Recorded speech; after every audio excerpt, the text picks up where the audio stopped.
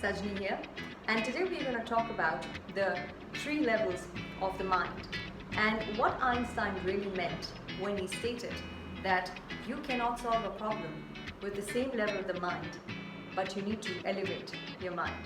So stick around till the end of the video because we are going to discuss why so many of us stay stuck at a certain loop of events like Groundhog Day, and how to really come out of that, and how I personally, when I understood this real subtle nuance, completely shifted a lot of things in my life.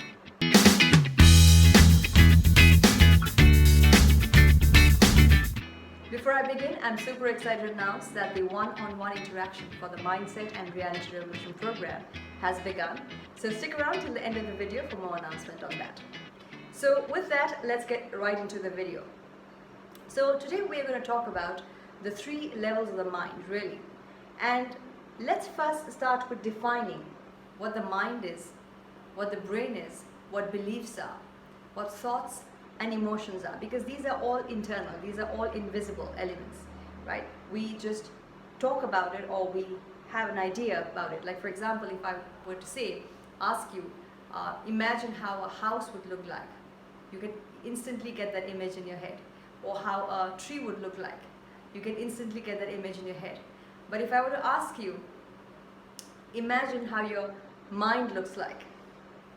So we don't have a real picture. So we are going to get into the difference between the brain and the mind so that it helps you get a little bit more clarity into what it really is. Okay, so let's get into it. Let's understand first the brain, the difference between the brain and the mind. So what is the difference between the brain and the mind? So the brain really is nothing but an organ, or like any other organ, like the heart, the lung, right, the kidney. And so the brain is an engine that powers the entire system, and the central nervous system is basically made up of the brain and the spinal cord, because the brain and the spinal cord connects the brain to our body, and also the peripheral nervous system, which gets into our veins and nerves, so it connects. So when I give the direction to my brain to raise my finger or raise my marker, then I gave the instruction and the body was able to carry it out. So that is a connection between the brain and the body, and that's why we are able to do certain things. So when we give a instruction to our brain to brush our teeth or cook our meal or drive our car or swim or whatever activities, basically the mind is basically in action, so the brain in action. So basically the brain is the engine, the mind is the brain in action. So that is a key difference, okay? So the brain, of course, we know scientifically, we've seen the pictures, so we can understand that our brain is located here, so we can understand here. But the mind is not only located here, but the mind is the entire body. So basically the first level of the mind is your body, or the unconscious mind, basically.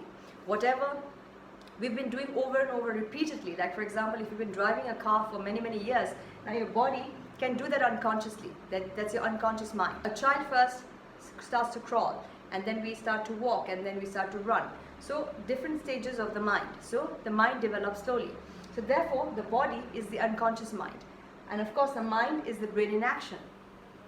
But the next level of the mind is who is actually directing the brain or the mind or the body in action. Okay, that is actually you, or the awareness.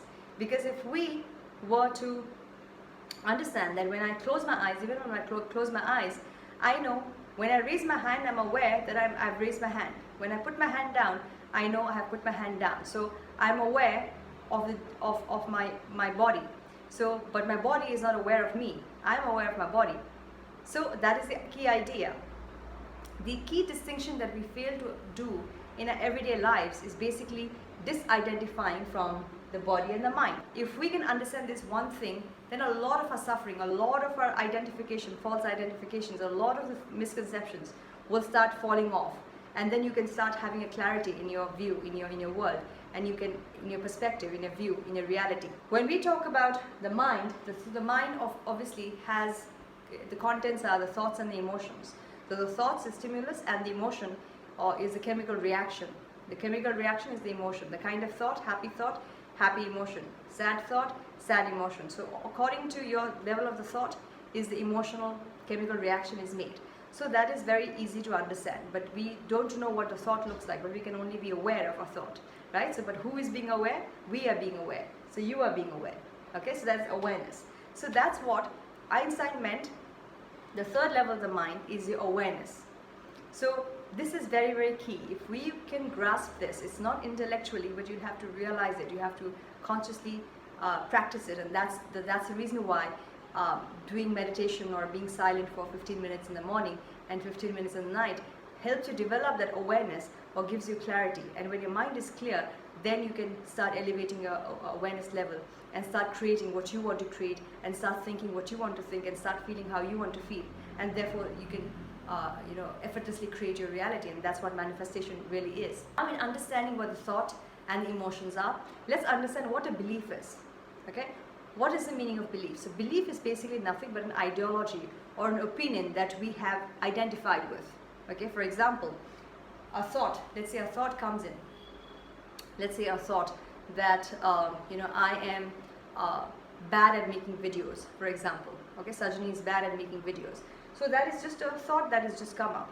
Now if I were to identify with this thought, okay, and give it charge, okay, when I identify with the thought means I give it charge, I give the emotional charge, then that emotional charge becomes a feeling, the feeling of the thought Sajani is not good at making videos.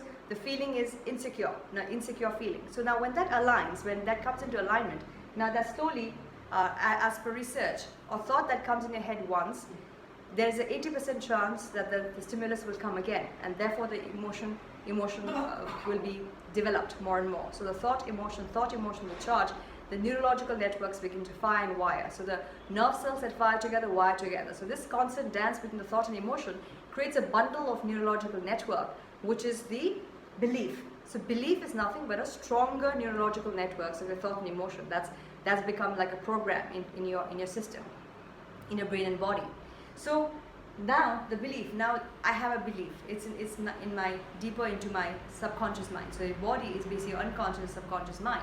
So it's deeper into my level, because now I have thought of it so many times that now it's become unconscious. Now it's become a part of me, because now I've identified with that thought and with that emotion.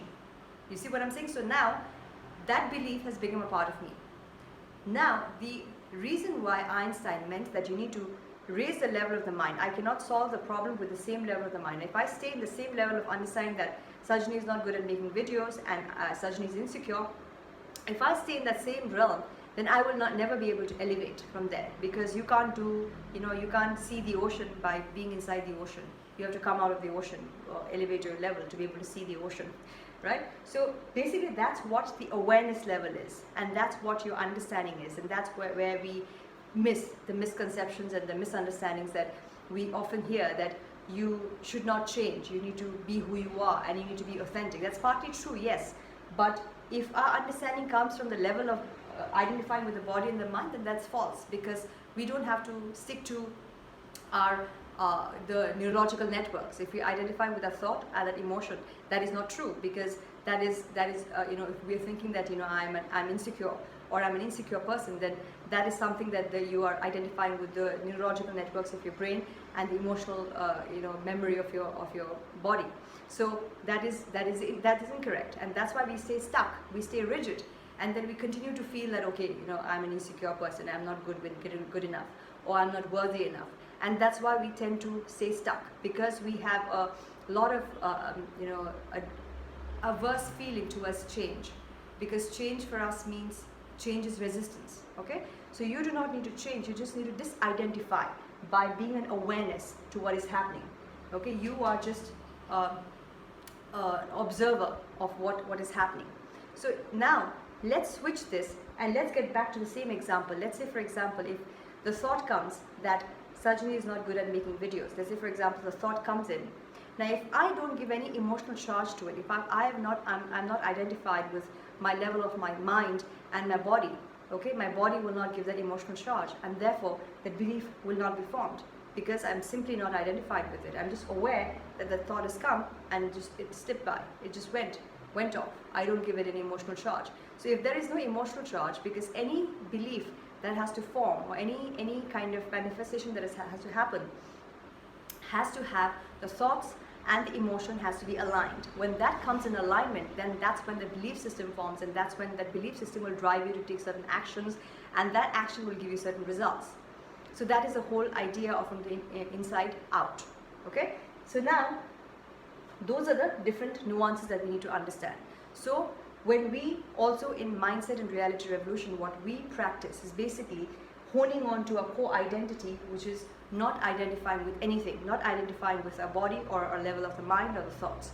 We could go to a level of awareness, which is just understanding. First, we have to deprogram our old system, our hypnotic rhythm, because we've been living in a certain way for a very, very long time. We've been living a pattern for a certain very, very long time. So first we deprogram ourselves, and then we relearn new things. Let's say, for example, in the same example, now if I were to give that Sajni is good at making videos. Now if I were to give an outgoing thought or a new thought that I want to put in, first I need to deprogram that those thoughts, the earlier thoughts that came up, I did not identify with it, I let it go. Then I put in the new thought, Sajni is good at making videos, and then I charge it up with emotion and I start to do certain actions, and then I build new belief, I build new neurological networks. Okay, so you can't build a new system by fighting the old, but by building a new. So when you start building new neurological networks, your new nerve cells that fire together starts to wire together, and the old neurological networks drop off. That is scientifically also. And also, as for in the spiritual context as well, if you see, the focus creates attraction. So now if I start focusing on Sajni is good at making videos, and I see, okay, certain likes coming in, certain views coming in, so that kind of keeps building it. So I know, because this is how the system works. It works in compound effect. It works in multiplication. The mind works in multiplication and division. So this dies down. So this is how we build a new way of feeling and thinking and belief system, right? Not by fighting or trying to resist this or trying to identify or disidentify with it. The three things that we want to talk about: one is focus creates attraction, that we talked about, so neurological networks. We want to build new neurological networks. Second is the hypnotic rhythm. So we've been trained to say that, okay, you have to stick a certain way. You know, you have to be who you are. You need to be authentic. But like we talked about, that needs to come from a place of a higher awareness rather than from identifying with the body and the mind. If you're identified with the thought or the belief that you are an introvert, for example, I bred into that idea that I was introvert, because all my life, in my childhood, I was being told again and over and over again that I was an introvert and I was shy, and therefore I struggled with the anxiety and social anxiety for a very, very long time, until I had to shift into a different my awareness. I had to level up my mind, and that's what is the meaning of identity shifting. Identity shifting is basically not identifying with any of the mind or the body level, but identifying or getting to core aspect of who you are, pure awareness. Once you start functioning from that level of awareness, then nothing phases you. Even the events that we have in our lives, for example, there are good events, there are bad events, right? Now if we start identifying and we try to pull the good events and push the bad events away, if we keep on doing that, there's a lot of push and pull, and there's a lot of struggle, there's a lot of conflict that happens. But we don't need to do either. When we function from that level of the mind, we are creating our own reality. We are operating from a place where nothing phases you, and then you choose what you want to create, what you want to think, what you want to believe. You create your own level of conviction. You create your own level of what you want to create, and that's why you become invincible, and that's why you start to become more and more build new neurological networks and new success habits. So in understanding this now, so rigidity is basically when you're rigid, when you're stuck, that means you're identified with your level of the mind and the body. Okay? Flexibility is basically when you are just aware, you're flexible. You're like Bruce Lee says, be like water, be like flexible. When you are poured into a cup, you become a cup. When you're poured into a tea kettle, you become a tea kettle. When you pour into the ocean, you become the ocean. So you have to be flexible. You can be flexible into mold yourself into anything that you want. And that's the whole idea of what these legends meant by raising the level of your mind, being aware rather than being stuck to something which is impermanent. And that's why it creates a lot of suffering, a lot of anxiety, is because we are identifying with the body and the mind, and the mind and the body are constantly changing. Our body was different when we were small, now it's constantly shifting as we grow older. And our mind also, every second there's a new thought, there's a new idea that's come up in your mind. So if you start identifying with everything, There's 60 to 80,000 thoughts per day. If you start identifying with everything, there's a lot of anxiety, a lot of restlessness that comes. There's no grounding. And that is why when we step back from the level of the mind and the body and go to a clear space, from there then you can choose one single thought or two ideas, two goals that you have, and start working on those. And that's what we do in Mindset and Reality Revolution program as well, where we get to the core. Because when we get to the level of being at the core, identity, or shift to the point 2.0 version of you, and from there you want to now create what you want to do, who you want to become, what are the things that you need to do to be able to do that, and what you want to experience. So you get to an experience level rather than identification level. And when we operate from that level of getting our identity fixed, getting a core fixed, the rest of the events, the rest of the things falls into place. It's like a domino effect. This is a big domino, the core identity. Once we get into that, once we get to the embodiment of the core identity of who you want to be, what you want to do, then the having and the doing and the rest of the things falls into place, because your internal system now starts to function in that way. So it's all about the internal system, because all successful people know this, consciously or unconsciously, that they know how to run the mechanism of their brain and their mind. They know how to run the mechanisms of the internal system, because they know that the internal ecosystem is what builds the outer system. It's always from the cause that builds the effect. It's never the outside in, because then you are slave to external systems making you act a certain way, think a certain way, feel a certain way. Then you become a slave to that, and that's what the hypnotic rhythm is. Whereas we want to get to a level where we can choose, we have a choice of being mindful and being proactive and choosing what we want to create. I sincerely hope this was helpful, and let's do a quick recap of what we've discussed so far. So today we've discussed the difference between our brain, our mind, and understanding the thoughts and emotions, and understanding a belief system. So all of these are our internal system, are invisible, but nonetheless they are the more critical elements which is constantly creating a reality, because every moment there are new thoughts and new emotions that is coming. And now that we know that we do not identify with the level of the body and the mind, we get to the core awareness. From there, then we can choose what we want to think, what we want to feel, what we want to create. And therefore, we are able to build a new reality or a new core identity. And from that level, we choose what we want to do and who we want to become and what we want to experience rather than identify. Okay? So we choose to experience rather than identify. So those are the things. And the three things that we want to keep in mind is our focus creates attraction, thoughts and emotions that we give charge to creates the neurological networks, and nerve cells that fire together wire together. So we start wiring and firing those elements. So we want to be mindful of what we are firing and wiring together every day. So be wary of what you're focusing on every day. Second is we want to be able to get to a level of the mind where we are not subject to our thoughts and emotions, but we are becoming the CEO or the operator behind the mind and the body, and where we then now develop the choice to be able to choose what we want to think, what we want to create. So I sincerely hope this is helpful. So if you're new to the channel, do not forget to hit like, comment, subscribe, and hit that little bell icon so that you'll be notified every time I put up a new video. And do leave me a comment and share how you think and what you feel about this video, and share your takeaways from this video.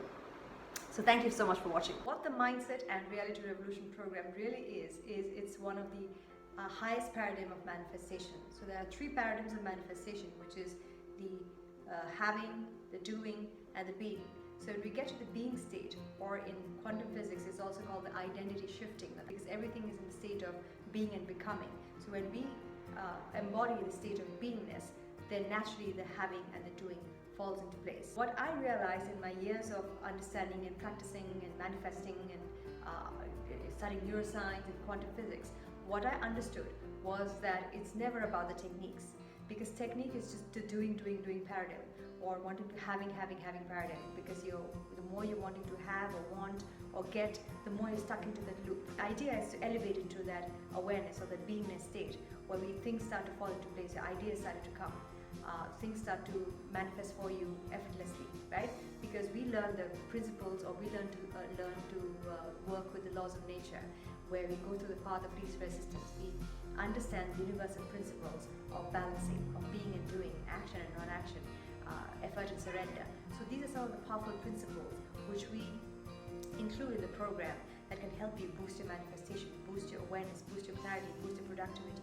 So things start to open up for you. And so the Mindset and the Reality Revolution program is designed in such a way that it helps you to elevate to that state, ideal state, or the being state that you envision to become. And therefore, you effortlessly attract the things that you want to do or have. I'm also super excited to announce that I started the one-to-one interaction for the premium coaching for the Mindset and Reality Revolution program. And so the enrollment link, I'll leave it in the description and in my Instagram bio. So both the links are there. So I can't wait to have an interaction with you and see how we can work together. So I hope to see you there, and thank you so much for watching. Until next time.